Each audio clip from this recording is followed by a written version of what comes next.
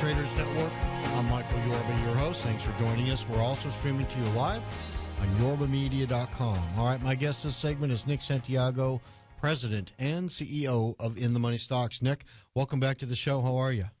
Very good, Michael. It's great to be back. Okay. All right, Nick, you've split hairs. You've threaded the needle. You know, how does that go? Well, you actually put the camel through the needle a few times here on the show. So you want to start off talking today about the gold market, GLD? Yeah, I wanted to talk a little bit about the gold market. Last week when I was on your show, I know a lot of traders were watching the gold market as a possible move higher, and what I was saying is that, you know, the gold market still has another leg down. Today it's down decently. It's much lower than what it was, and now it's starting to move into that May low.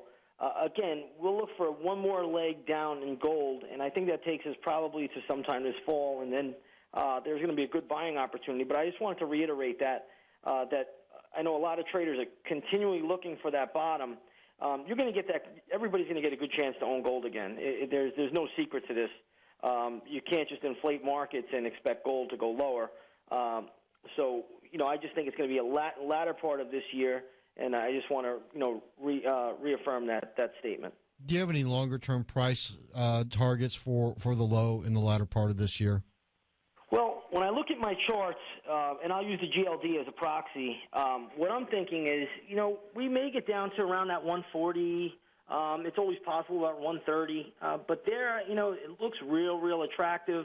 I was doing some work on gold last night, and, you know, there's always a chance we'll even get a little bit lower to maybe, you know, the 130, 130 area. That looks really, that would be a real nice level to get in.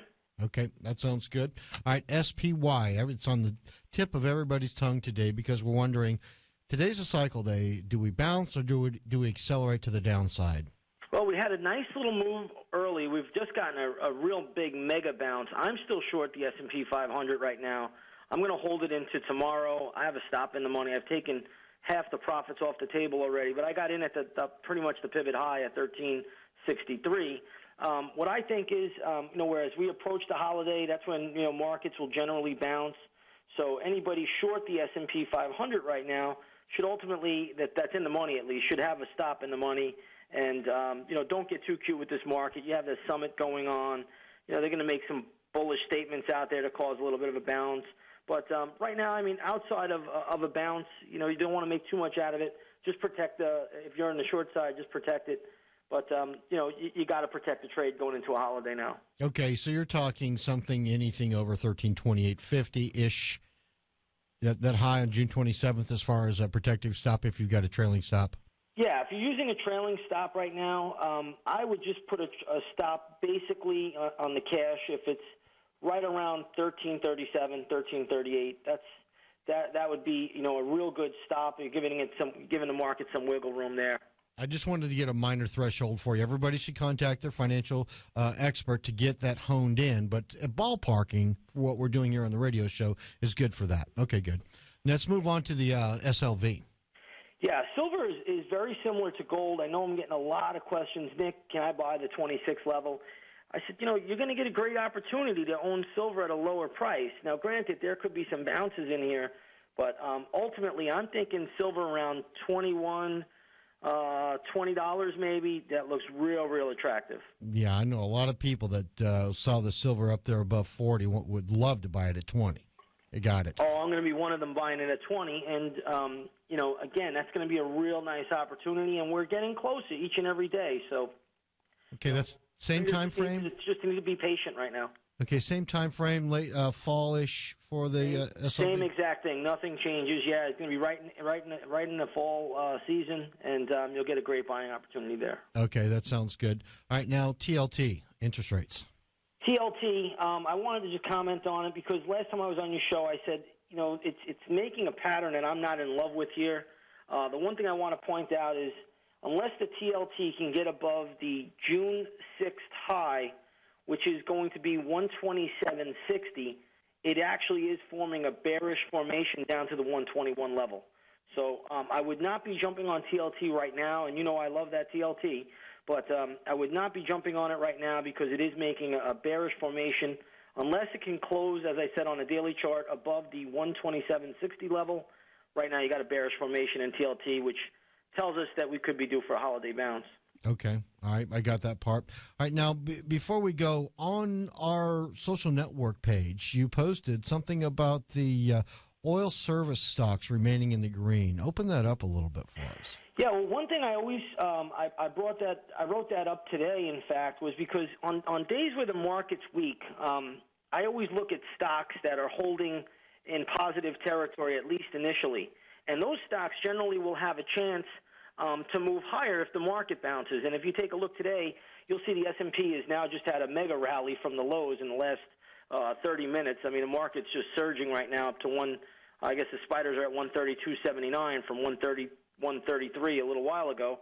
And you can see OIH is leading the charge up there. It's now at 30 cents on the session. So you always watch for stocks that show intraday relative strength to be market leaders if the markets start to turn around.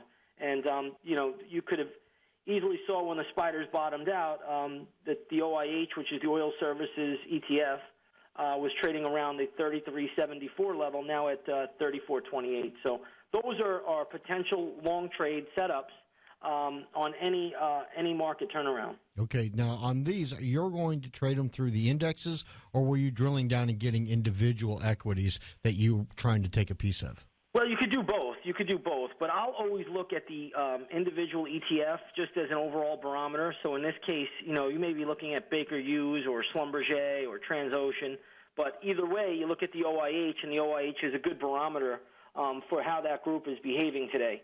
And if you take a look at, a stock like, just say Schlumberger, that just went from $39 to $40 within the hour. So, those are the stocks that are showing relative strength. And that's one of the reasons why I post those up there, just showing you, hey, if these markets turn around, these are going to be the stocks that lead the markets up. Have you had any setups where you've been able to take position in these these service industry stocks? Today? Yes. Yes. Okay. Which ones? Well, OIH for me. Okay. OIH for me. Just wanted to... that's the best one out of the group because it just gives you the whole sector. I don't got to be the reason why I like those ETFs, Michael, is simply I don't have to get caught up in news or anything like that.